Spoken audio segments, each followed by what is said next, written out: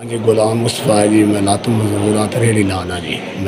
मैं जी रेहड़ी का कबाड़ का काम करना जी।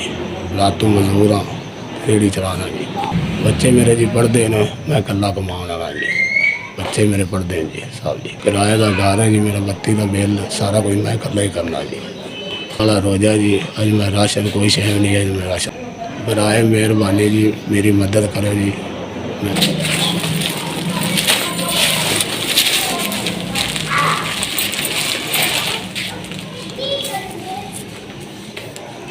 और मैंने राशन दिता है, थोड़ी आपकी बड़ी मेहरबानी। तंदुरुस्ती देवे, कारोबार बरकत पावे, मदीने की हज करावे, सोना लजपाल गणे तो गणा देवे लजपाल जी। तंदुरुस्ती देवे तो सोना मैंने राशन दिता ने अल्लाह पाक रंग लावे जी, सोना माल खा राशन दीजा है। आपकी बड़ी मेहरबानी, शुक्रिया अदा करना मैं थोड़ा जी।